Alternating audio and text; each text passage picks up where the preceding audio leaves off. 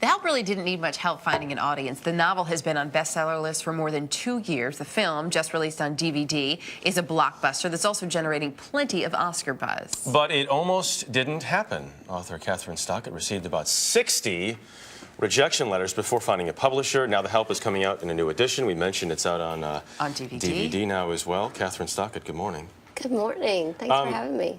So is 60 right? 61? 61 was the lucky letter. I finally got hooked up with my agent, Susan Raymer, and you know, I saved all those letters. I try to take them around the United States to show other writers how important it is to stick to it. You don't use them as dartboards, or?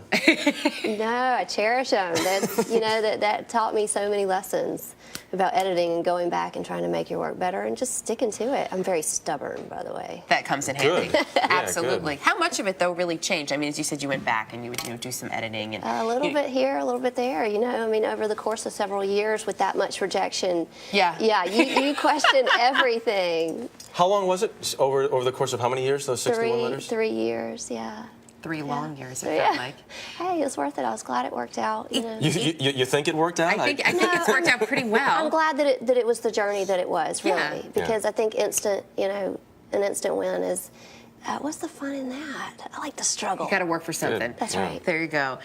This all started. You started writing this right after September 11th. I did. I was in my apartment downtown, which, funny enough, I share with the director and screenwriter of the movie, and I became so homesick and started to think about Dimitri, who was the woman who worked for our family for over 30 years.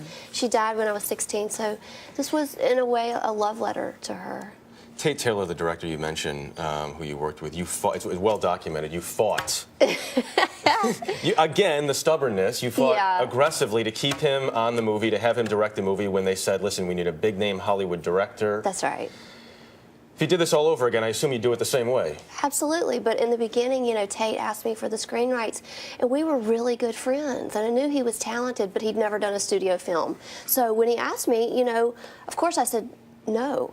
And then eventually he talked me into it, and we, you know, I had 2 conditions. You sent him rejection letters? Yeah. I wanted it to be filmed in Mississippi because otherwise, you know, some producer would do it up in Hollywood or Vancouver. Right. Can you imagine, you know, making Vancouver, Mississippi? Not so Mississippi. No. And then, and I wanted Octavia Spencer to play Minnie. It's interesting because so many writers just when they sell the movie, they just say, you know, I'm just going to kiss it goodbye now and say goodbye. Got the money from it. I'm going to let them do what they want because it's not almost like that has to be part of the process. It's not going to be my vision. Yeah. I'm sure Tate would have appreciated that, but I showed up on that set every afternoon, and then we all, you know, would have cocktails after. We shot in Greenwood, Mississippi, which is a darling little town and really hadn't changed so much from the 60s. There was so much when this book came out. It was just, I mean, it was like a flood. I felt like I heard about it from everybody. From my mother, from my girlfriends. You know, you would see it talked about on TV. Then the movie came out. Everybody was very happy with the movie, that it felt like the book. But there was a little bit of backlash that you got, too. I do. I get criticism because I wrote in a very heavy dialect for the African Americans. And also, you know, obviously I'm white, taking on the story of someone else. And you know, I get that. Like, I sort of understand why that would be unnerving, but at the same time, I think it's so important as a writer to try to imagine what it feels like to be someone else. Speaking of writing, you have your next book. You're working on it. Yes, it's a little overdue by now. Yes, I'm going there. It was due in January. As in last January, and not next month. No, last January. And I had a meeting with my publisher, and I thought, okay, this is when she's going to say, so where's that book you promised? And instead, like, all she did was talk about Modern Family and Glee. Really? And so finally, I was the one that said, it's not ready. But I'm working on it. It takes place during the Roaring '20s in Oxford, Mississippi. Ole Miss. Yeah. Still working on it. No, you're not giving us a date. No, I'm not giving a title either. About a group of women who have absolutely no marketable skills.